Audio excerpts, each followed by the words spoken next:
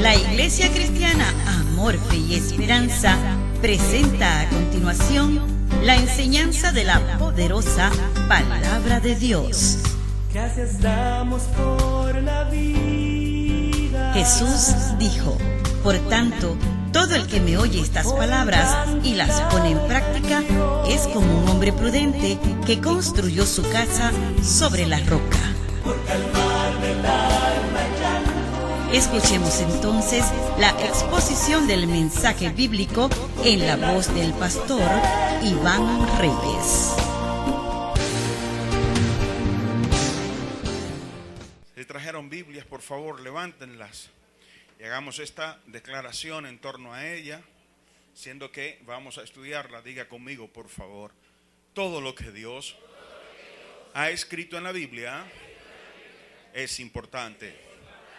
Por lo tanto, fundamentaré mis pensamientos, mis palabras y mis acciones en lo que ella dice, y me irá bien, ya que la palabra de Dios no puede fallar.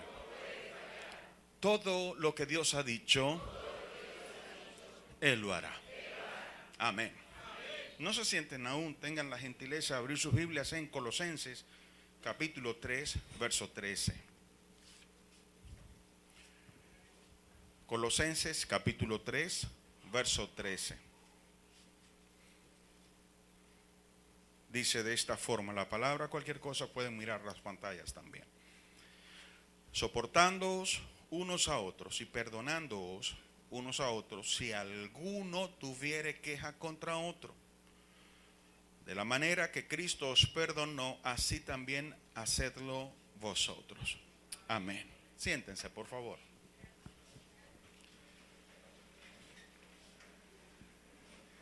El Señor les continúe bendiciendo.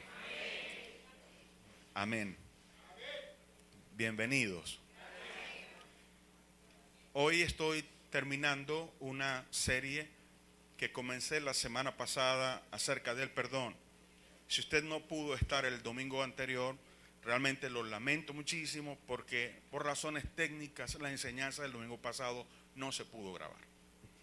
Entonces no hay manera de accesarla, además de que, aunque este tema yo lo he hablado en el pasado, sin embargo la forma como lo he abordado y los puntos en los que me he enfocado en esta oportunidad son completamente diferentes a aquellos que abordé en el pasado. Sin embargo, me voy a permitir hacer un breve, muy corto resumen de lo que enseñé, para que podamos, no solamente quienes no lo escucharon puedan tener una referencia, y para también contextualizar y poder entonces entrar en materia. Acabamos de leer allí en Colosenses 3:13 que Dios espera que nosotros perdonemos y que espera que ese perdón se haga en la misma forma como Cristo lo hizo con nosotros. O sea, como Cristo nos perdonó, en la forma en que Cristo nos perdonó, también nosotros debemos perdonar. Y hay que notar que hay una cosa sobresaliente en el versículo que quizá no está dicha con palabras, pero por la acción que se manda a realizar, queda en claro que es así. Dice: si alguno tuviere queja en contra de otro. Entonces está hablando de la situación en donde alguien está herido, está ofendido, está perjudicado, tiene una queja. Y esta persona es la que inicia el perdón. He dicho que el perdón es una de las cosas más malinterpretadas que hay en la vida. Y procuré el domingo pasado entrar en el detalle de todo lo que esto significaba. Hoy obviamente no tengo el tiempo para entrar en todos los detalles, pero perdonar es una acción, no es un sentimiento. Es una acción mediante la cual la persona perjudicada, la persona herida, la persona ofendida, decide, no es que lo siente o no lo siente, decide dejar de sentir resentimiento o amargura en contra de la persona que le hirió, que le perjudicó, y además decide no exigir ningún pago, ninguna retribución para compensar el dolor que ha sufrido por su pérdida o por su perjuicio. Y dije, para compensar el dolor, porque normalmente cuando nosotros somos heridos o perjudicados, sobre todo cuando hemos confiado mucho y se nos ha golpeado mucho, hay una reacción humana natural que pretende causar el mismo dolor a la persona que le hirió, o por lo menos esperar que la persona también lo sufra por lo que hizo. Pero lo cierto es que independientemente de cuánto pueda sufrir quien ha perjudicado, quien ha herido, quien ha faltado, eso no va a atenuar ni a eliminar el dolor de la persona que está herida. Entonces, marqué la diferencia entre el perdón o perdonar por la necesidad que tenemos de estar sanados y no por la necesidad de establecer justicia. La justicia es otra cosa que en ciertos casos, por supuesto, aplica. Pero como nosotros no somos jueces, tampoco estamos en la capacidad de decir, bueno, tiene que sufrir esto, tiene que hacer esto, o tiene que pasarle tal cosa para sentirnos compensados. Entonces, una cosa es la sanidad del herido y otra cosa es la justicia con el ofensor. ¿Me están entendiendo? No es mi intención caer en el tema de la justicia del ofensor. Mi trabajo o mi enseñanza en este caso tiene que ver con la reacción del que ha sido herido. Y hablé y dije que hay tres cosas indiscutibles, ineludibles, infaltables, que necesitan ser hechas para lograr el proceso del perdón. Y dije proceso porque, salvo en algunas cosas carentes de importancia, el perdón necesita un cierto tiempo para consumarse, para solidificarse en la persona. Pero todo comienza con una primera cosa, que es la aceptación. La aceptación del hecho incluye el reconocer que hemos amado, que hemos confiado y nos traicionaron, nos perjudicaron, nos hirieron, menospreciaron aquel afecto, aquel sentimiento o lo que sea que hayamos puesto en confianza, lo menospreciaron y nos traicionaron. Parece mentira que tengamos que decir que hay que aceptarlo, pero es que la primera reacción que se le viene a uno cuando algo malo le pasa, cuando uno lo traiciona, es que uno dice, no puede ser. Dios mío, pero no puede ser que yo esté pasando por esto. Pues sí, puede ser que pasemos. Claro, no pasamos por esas cosas todos los días, pero hay cosas que mientras estemos en esta tierra tendremos que sufrir. Pablo habló acerca de sufrir el agravio, de tener que tolerar el dolor. No nos gusta el dolor, Dios tampoco lo quiere, pero en esta tierra es inevitable. Ahora, estando en el cielo, la cosa es diferente. La Biblia explícitamente dice que en el cielo no habrá llanto ni dolor, pero eso es en el cielo, cuando estemos en su presencia. Estando aquí, nos tocarán esas situaciones.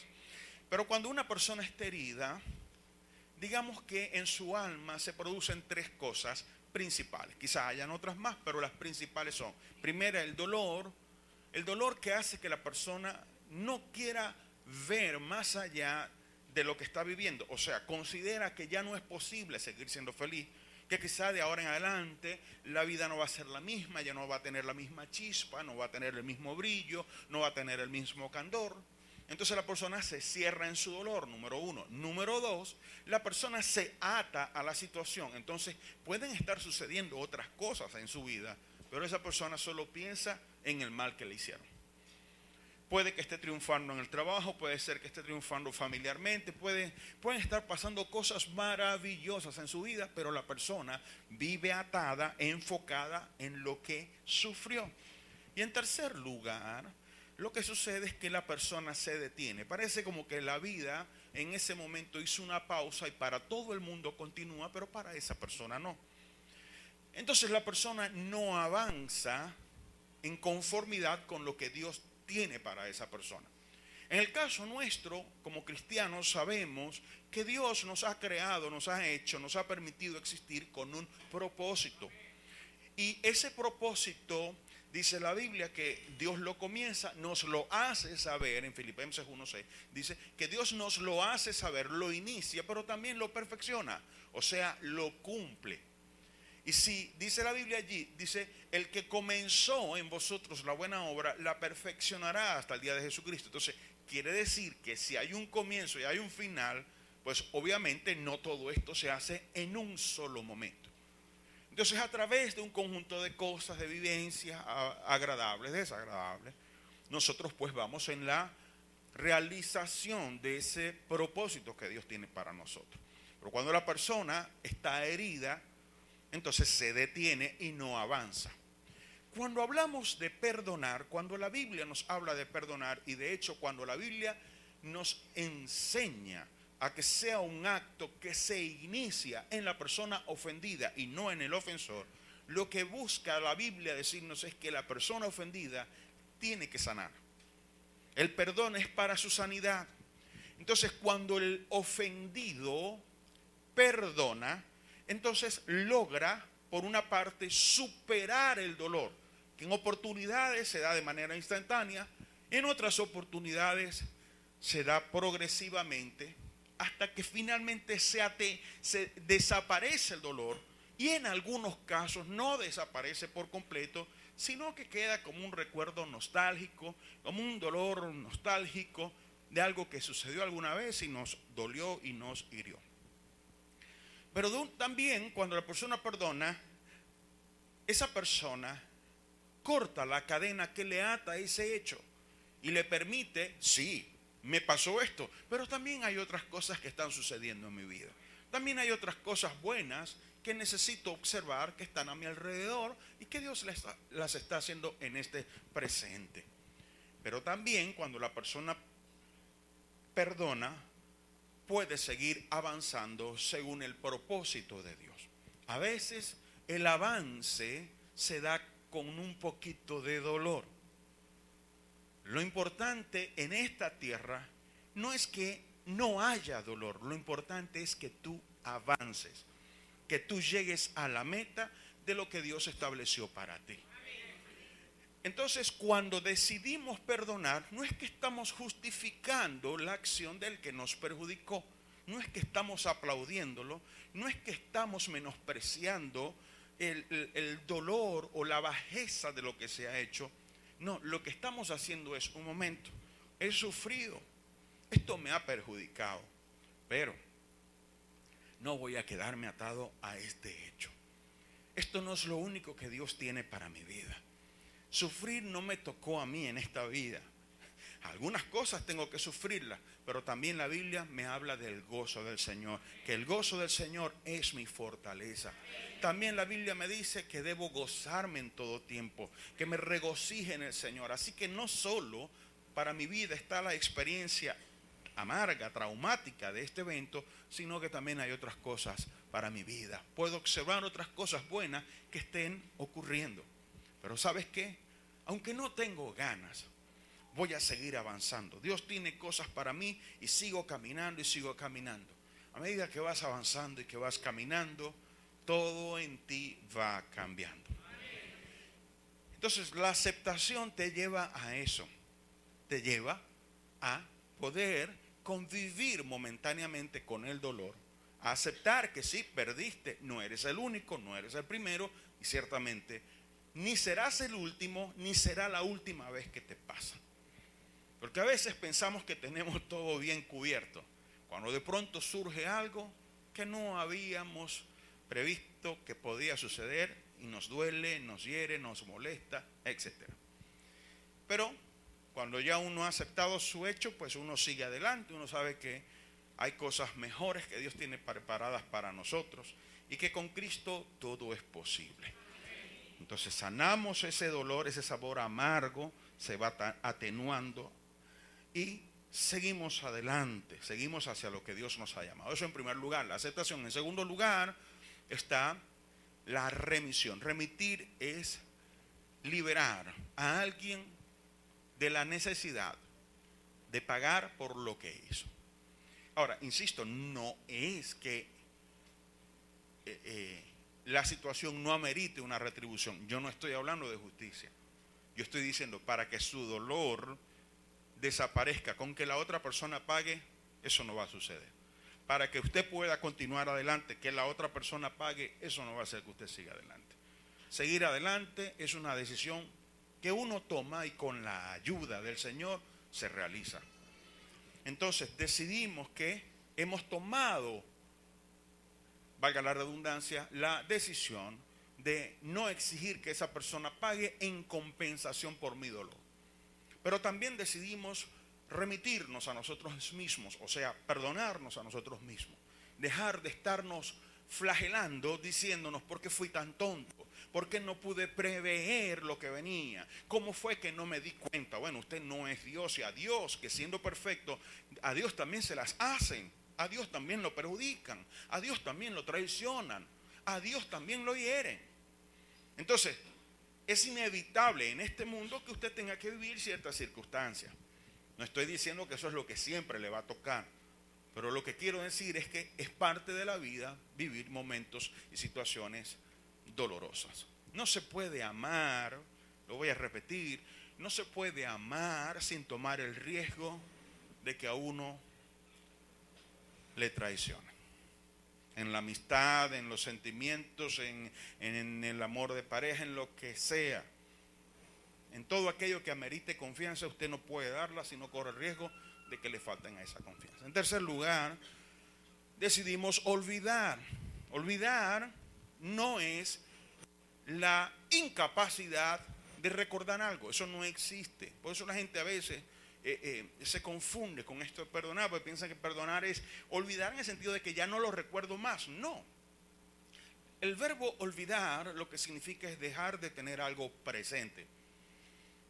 Y hay cosas que a veces vienen a nuestro presente porque ciertos factores nos lo traen al presente. Un olor de un perfume, una canción, unas ciertas palabras, etcétera. Entonces, ¿qué es lo que tengo que hacer para evitar tener presente aquel evento que me afectó? Muy bien, si esto es lo que me está doliendo al ver esto, lo que tengo que entonces enfocar mi atención en otra cosa, en otro recuerdo, en algo placentero, en algo positivo, en algo favorable. Les ponía el ejemplo ese domingo de que si yo le digo no piense en un elefante rosado, pues lo primero que va a venir a su mente es un elefante rosado. Entonces lo mejor para no pensar en un elefante rosado es pensar en un caimán negro, voy a decir algo, Entonces uno desvía su atención hacia otra cosa. Esa incapacidad de recordar, eso es algo que solamente tiene Dios, usted no lo tiene. Entonces no puede evitar que en algún momento el recuerdo venga. ¿Qué es lo que debe hacer usted? Ok, yo decidí que a esta persona yo la perdonaba. Yo decidí no exigir compensación.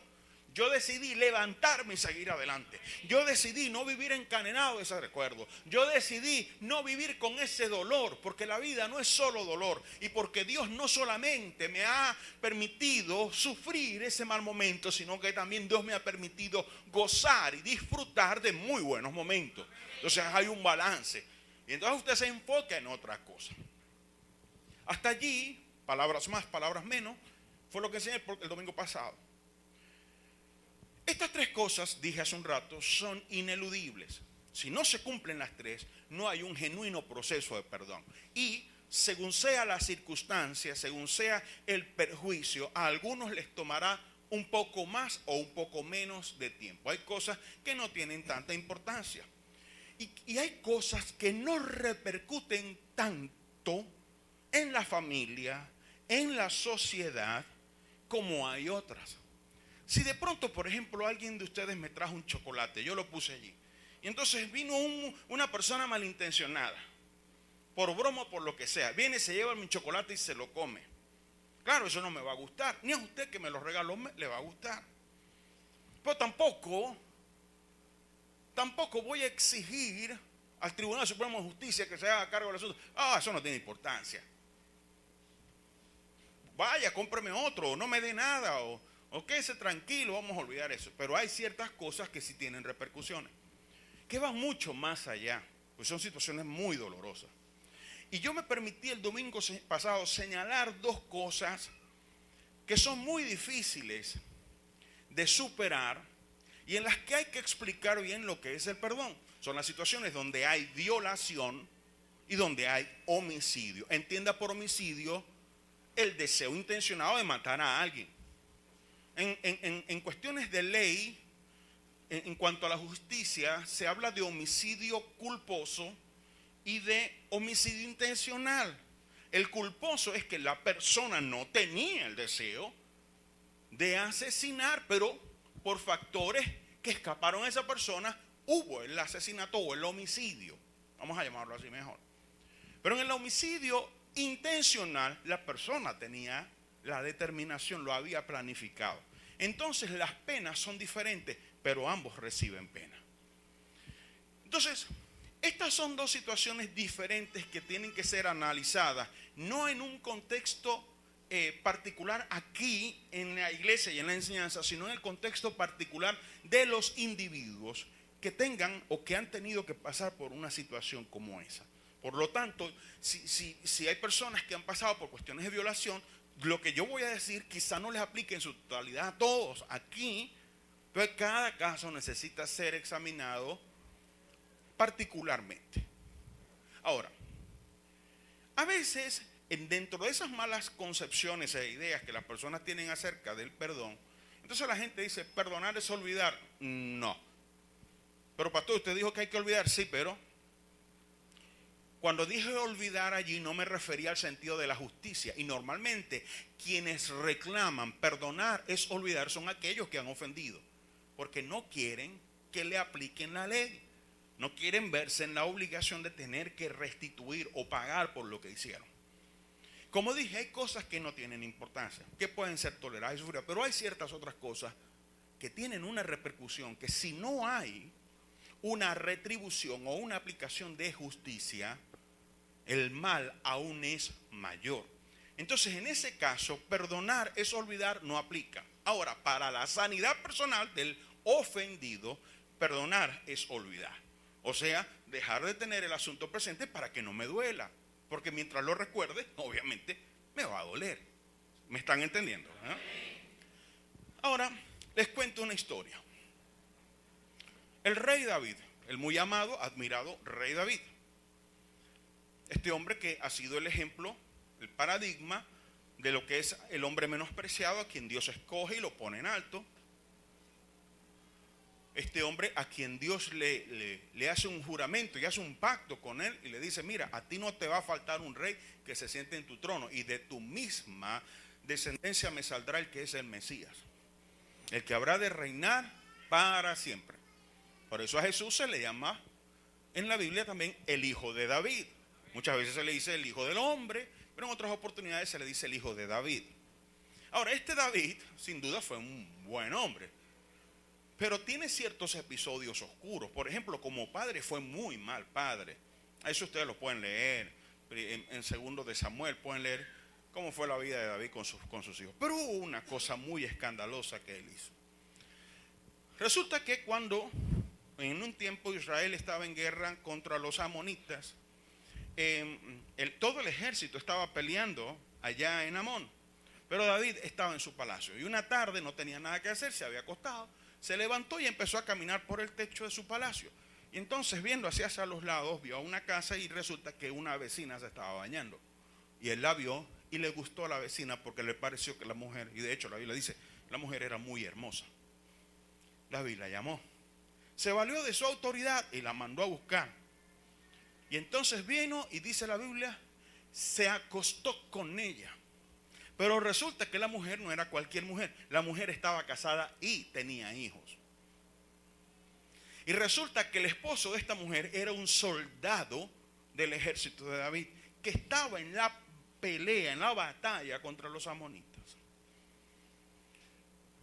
Bien, él se acuesta con ella y en la mañana la mandó para su casa y dice la Biblia que ella se purificó de su inmundicia. Resulta que la mujer quedó embarazada. Y le manda a decir al rey que dé embarazada. Entonces David se le ocurrió este plan perverso. Mandó a buscar al esposo con la intención de que fuese a su casa, se acostase con su mujer y hacerle creer que la barriga era de él. El gran rey David.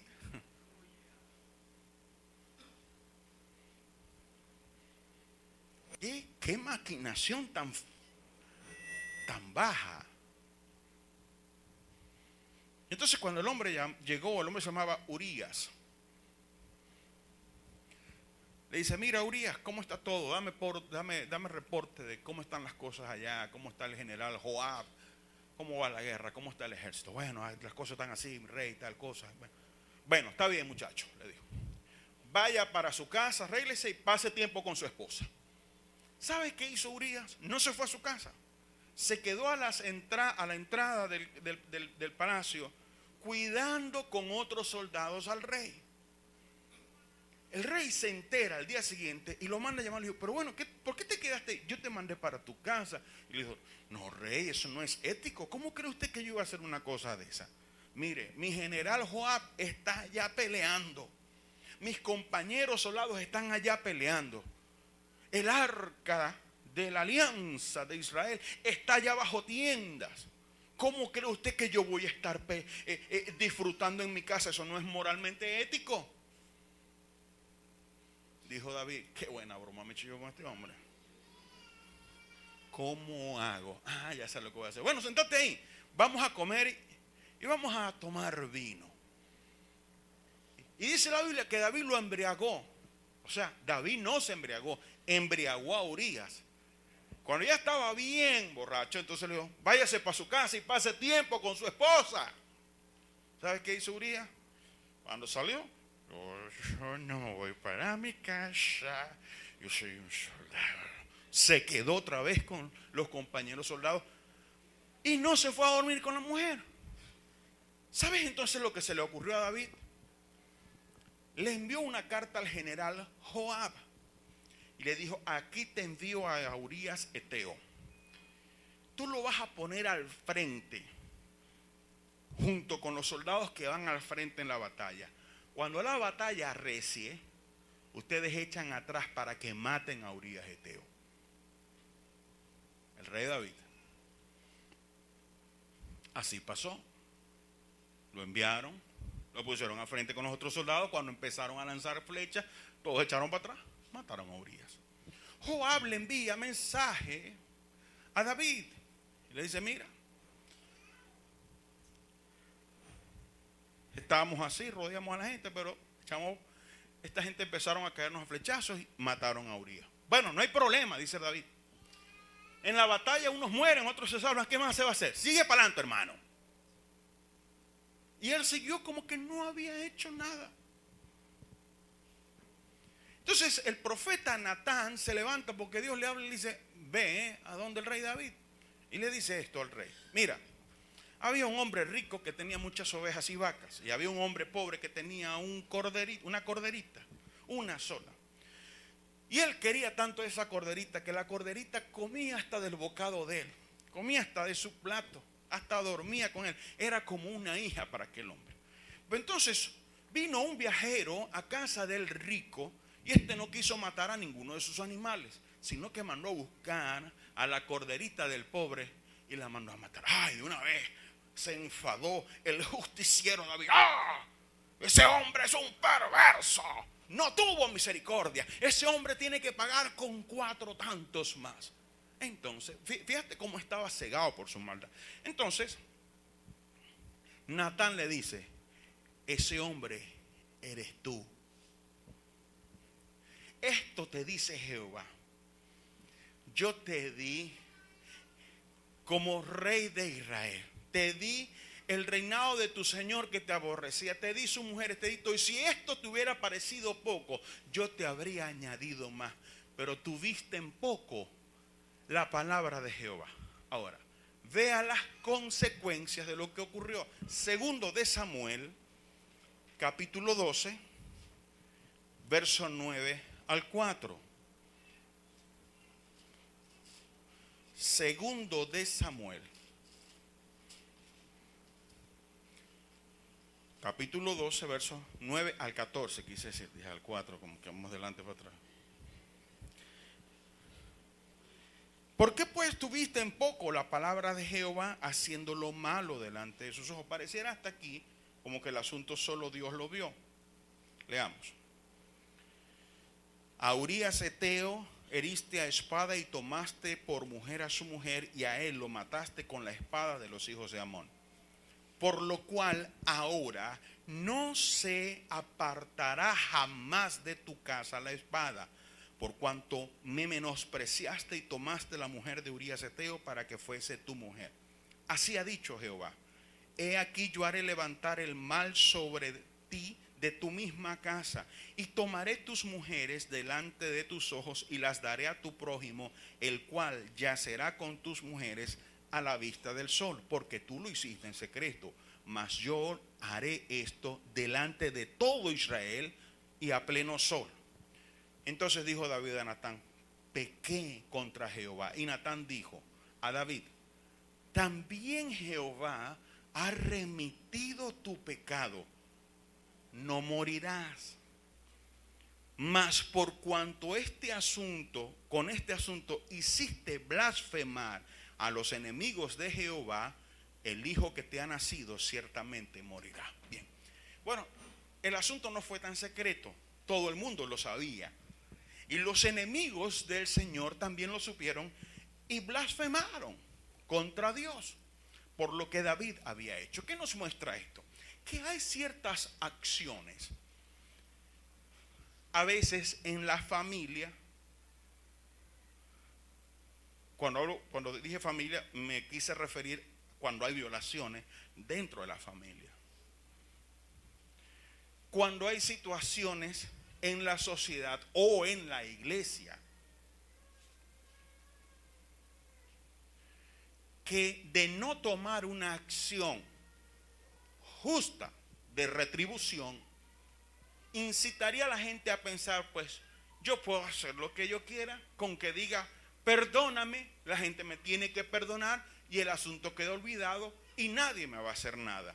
Pues hay algunos autores que se refirieron a la tragedia del 11 de septiembre, se refirieron a esa tragedia como: papá, venga aquí.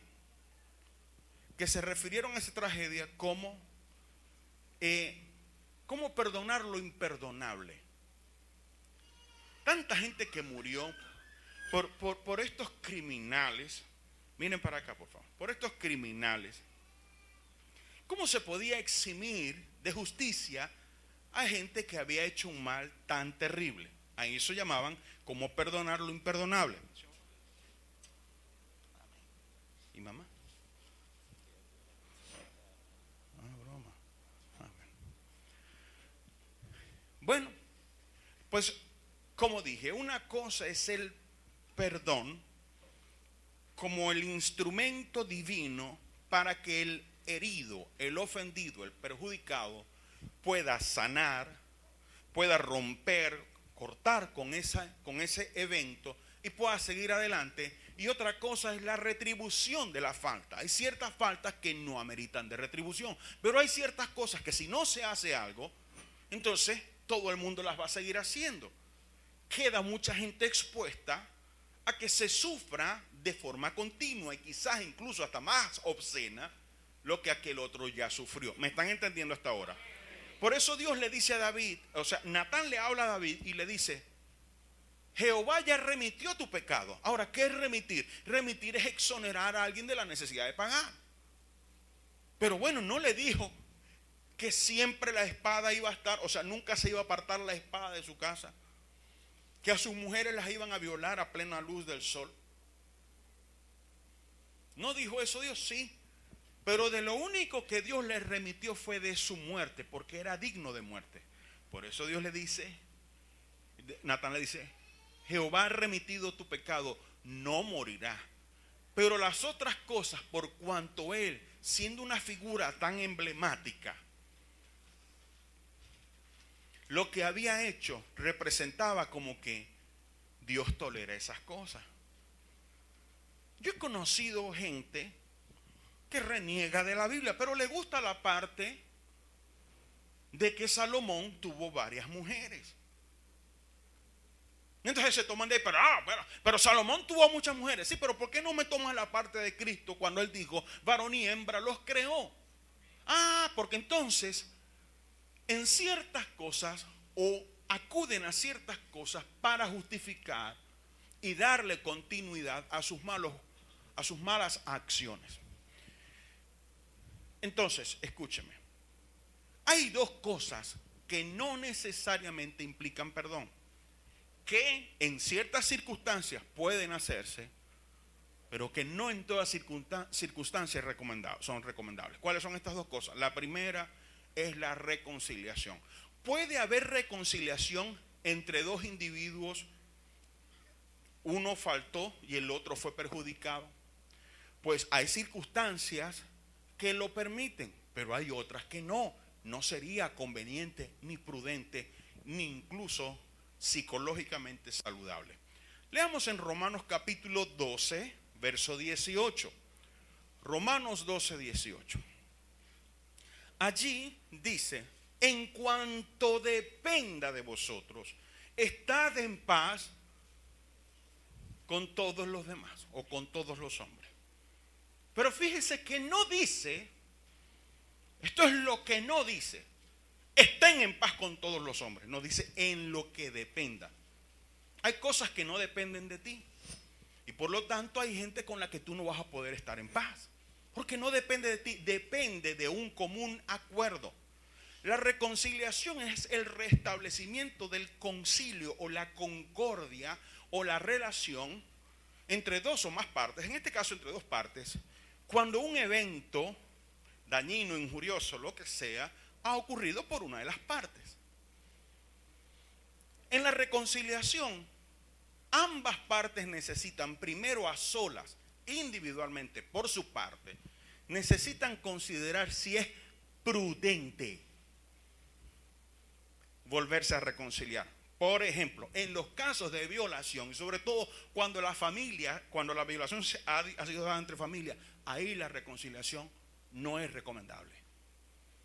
Pero es que su familia, y Cristo nos manda a perdonar, hay una grave exposición del individuo perjudicado, hay una grave exposición a un mal que lo lleva a sentirse como que más humillado todavía. O sea, lo que a ti te pasó, eso hay que dejarlo así. Hay que seguir adelante y tú sigues tratando a esa persona como que no pasa nada. Como que no pasó nada. Eso es una cosa mayor. ¿Me están entendiendo? En ese caso, la reconciliación no es recomendable. No se recomienda. Por supuesto, dije al principio de la enseñanza que todos estos casos, violaciones y homicidios, necesitan ser atendidos por consejeros de manera particular para analizar todos los eventos que están involucrados en eso. Pero eso no evita que las tres primeras cosas, la persona ofendida, la persona herida, la persona dañada, tenga que hacerlo. No necesita ni siquiera venir con el consejero. Al escuchar estas cosas y analizarlas, debe decirse, ok, bueno, es lamentable que me haya pasado una cosa como esta, pero tengo que seguir adelante. Dios tiene un propósito para mi vida y la posibilidad de ser sanado existe. Entiende esto, mi hermano. Tu cuerpo mismo te testifica que Dios te programó para la sanidad. Un médico viene y te opera, te hace una operación, tenías necesidad de ella. No es en sí, per se, la operación lo que te sana.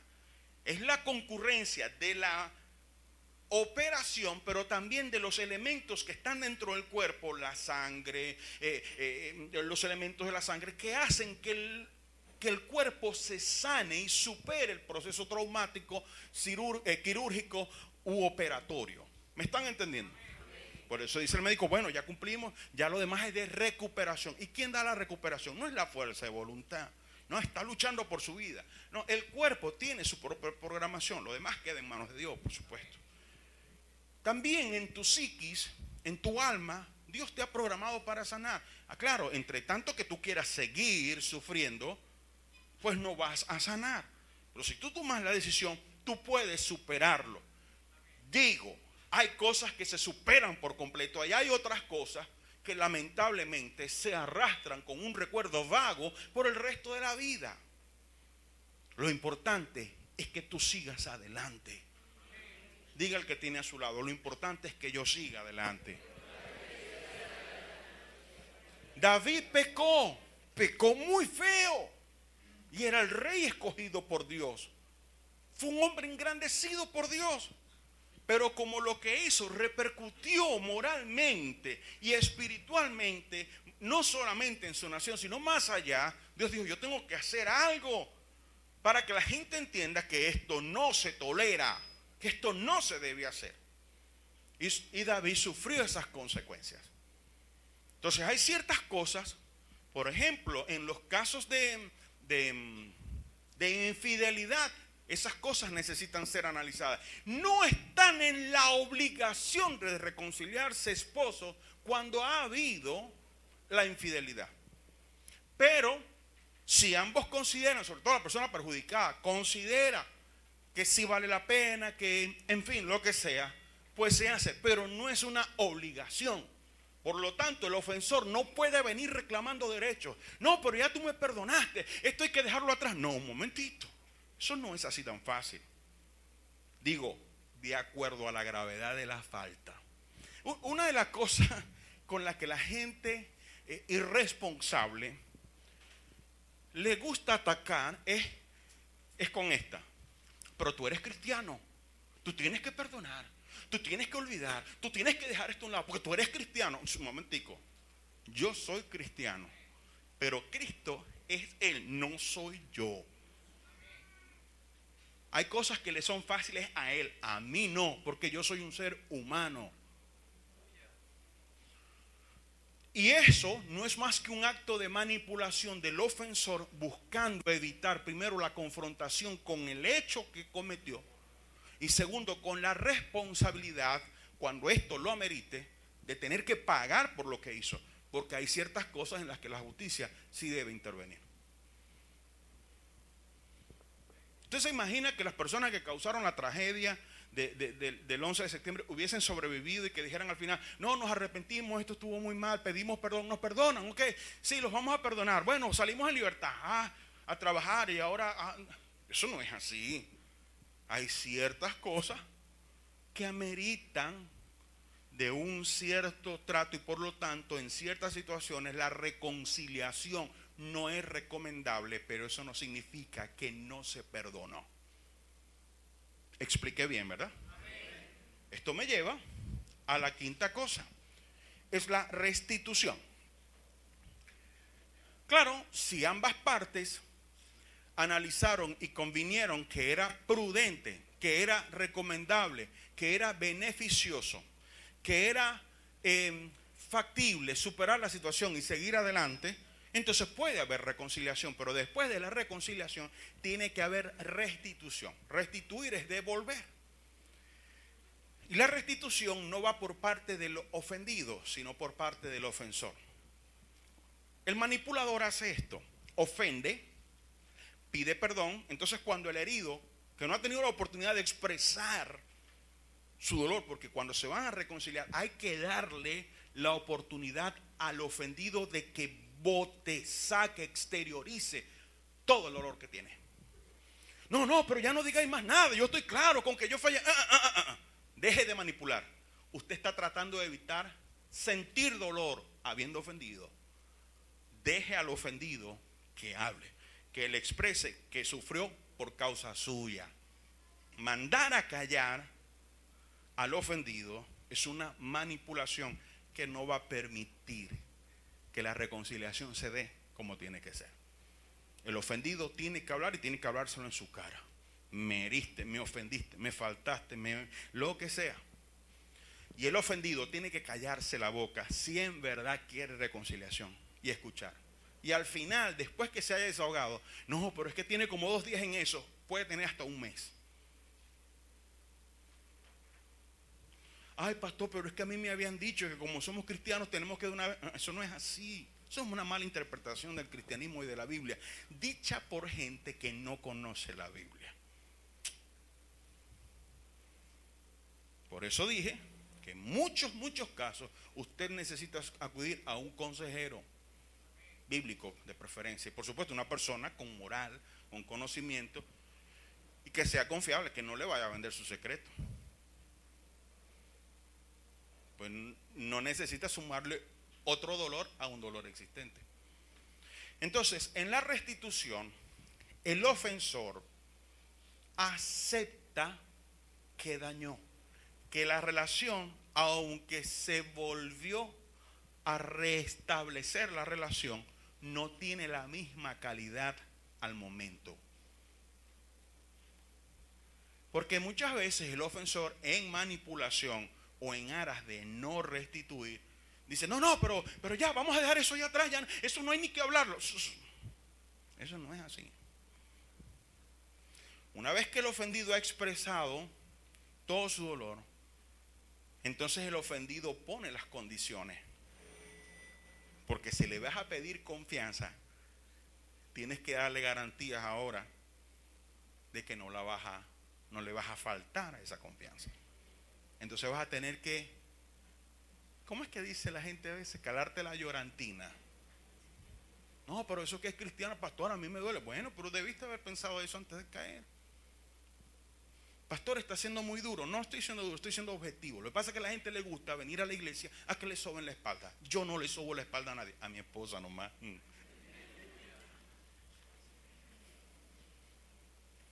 Yo vengo a decir la verdad. Lo que pasa es que ser cristiano es una cosa que requiere de valentía, que requiere de determinación, porque ser cristiano no es fácil. No es fácil. Pastor, usted quizás lo dice porque usted no le ha tocado vivir esto. ¿Cómo sabe usted que a mí no me ha tocado vivir qué? ¿Cómo lo sabe usted? Porque no lo menciono. Yo no vengo a hablar de mis dolores, de mis fracasos. Yo he tenido muchos fracasos en la vida. El asunto es que yo tomé la decisión que no voy a dejar que ninguna de esas cosas me ate, ni que viva con el sabor amargo en la boca. Dios está conmigo, Cristo es precioso, Él me ayuda en todas las cosas, todo lo puedo en Cristo que me fortalece. Hay cosas que me ha costado superar yo. Y hay cosas que a veces viene el recuerdo y yo, pero con Cristo, Señor, aquí estoy, ayúdame, Señor, fortaléceme. Y empiezo a ver y enfocar mi atención a aquello bueno que Dios ha hecho conmigo. Pero ¿para qué yo voy a estar hablando aquí de lo que a mí me ha pasado? Para que nos pongamos a llorar. Yo no vengo a que usted llore, yo vengo a que usted se fortalezca. Yo vengo a que usted crezca, yo vengo para que usted madure, yo vengo para que usted se desarrolle. Por eso hay que acabar con ese acto de manipulación. Usted no puede permitirse ser víctima hasta el final. No, bueno, como yo perdoné ya no se puede hacer más nada. Pues. No, un momento. Si usted decidió reconciliarse, está en el deber de exigir una restitución condicionada. ¿Por qué? Porque ahora usted va a proteger sus bienes. O usted los entregó y se los sustrajeron. Entonces, en esa restitución, el individuo ofensor necesita hacer actos.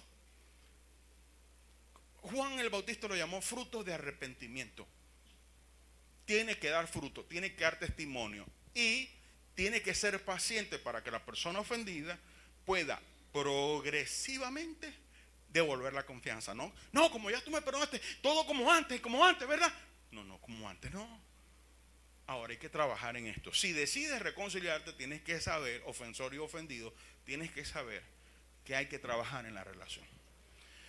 Por supuesto, estoy hablando de las cosas realmente significativas, como vuelvo a mencionar el ejemplo del chocolate. Si alguien viene y se come un chocolate que alguien me trajo, yo no lo voy a poner a que, no, yo tengo que ganarme ahora tu confianza. Me tienes que estar trayendo 3 chocolates diferentes cada domingo y lo voy a estar diciendo, no, eso no tiene importancia, pero hay cosas que sí tienen importancia. Por eso Dios con David actuó de la forma como actuó, porque hay cosas que tienen importancia. Ahora bien, volviendo, o mejor, como la enseñanza tiene por interés ayudar al ofendido y no al ofensor, entonces yo le digo esto a todos los que han sido heridos por cualquier cosa, por lo que sea, en la circunstancia que sea. Usted, por su bien, no por el bien del ofensor, por su bien usted necesita perdonar. He dicho que a menos que el hombre, el ser humano, vea un beneficio en lo que se le manda hacer, no lo va a hacer. Hay gente que usa el cinturón de seguridad en sus vehículos porque saben que al momento de un accidente ese cinturón le puede ayudar muchísimo. Pero hay gente que no. Hay gente que lo usa para que si no lo agarra para que si le agarra la policía no le cobren la multa. ¿No estás entendiendo? No hay un cálculo del beneficio. Y así es en todo. Entonces, cuando Dios te manda a perdonar, te pregunto, ¿en qué se puede beneficiar Dios de tu perdón? En nada. Ese perdón es para tu beneficio. Tienes que entender y aceptar que todo lo que Dios te manda hacer es para beneficiarte a ti, a nadie más. Por eso cuando dice, si tuvierais queja el uno contra otro, si tienes una queja, ok, ¿qué es lo que tienes que hacer? Perdonar. ¿Para qué? Para mi bien. No es que voy a justificar o aplaudir o a avalar la conducta del que me ofendió. No, por mi propia sanidad, por mi propio avance, por el propio reconocimiento de las cosas que Dios ha hecho por mí, yo necesito perdonar. Ahora, si la situación amerita de justicia, pues quienes hacen justicia que se encarguen de eso. Entonces debes en primer lugar aceptarlo. En segundo lugar necesitas remitir a la persona y a remitirte a ti mismo. Y en tercer lugar necesitas olvidar. Tú considerarás si es prudente reconciliarte o no. Si no te reconciliaste porque viste que la situación era muy delicada, exponías mucho, con eso no estás pecando. En esos casos mayores, la reconciliación, cuando no se da, Dios lo entiende y Dios no te juzga. Por eso leímos en Romanos 12:18, en lo que dependa de vosotros, estad en paz con todos los hombres. Y si hay la posibilidad de la reconciliación, tienes que poner tus puntos bien claros, poner tus cartas sobre la mesa y decir, pues bien, la restitución, hablando de la restitución, en el libro de Levíticos capítulo 6, verso 4,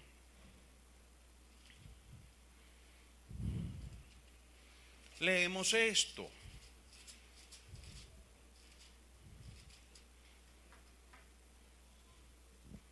Entonces, habiendo pecado y ofendido, restituirá aquello que robó, o el daño de la calumnia, o el depósito que se le encomendó, o lo perdido que halló.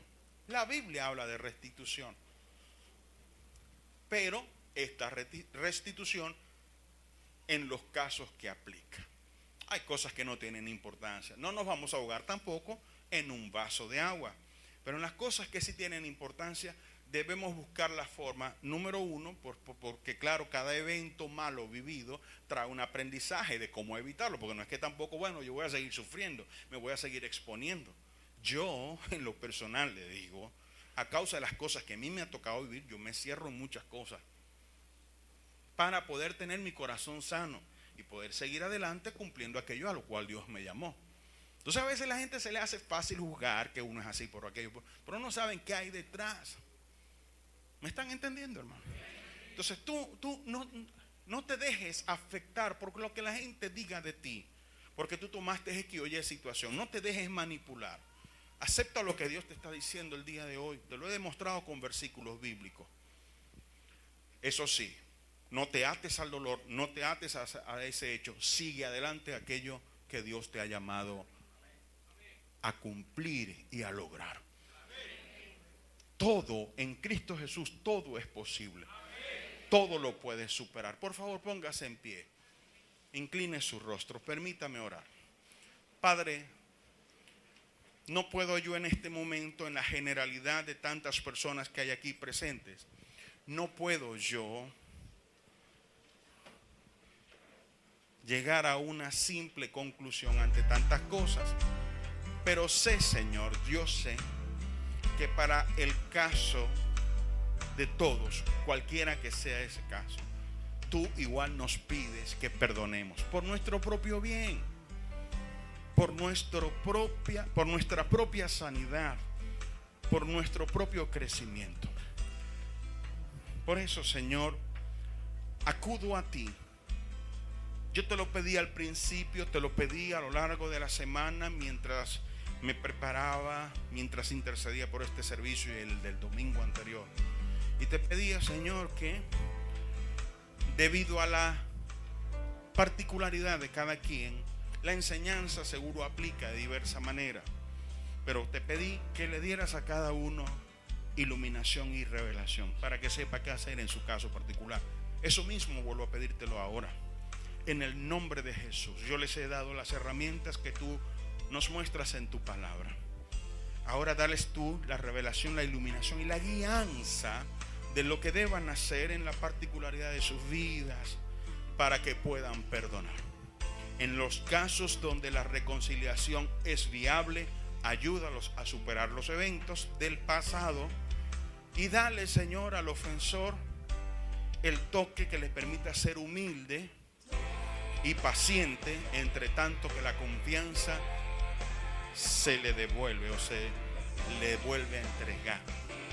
En los casos donde la reconciliación no es posible, permite, Señor, que el ofendido pueda sentir tu paz, que tú no estás molesto con esa persona y que lo que está haciendo sigue siendo algo cristiano.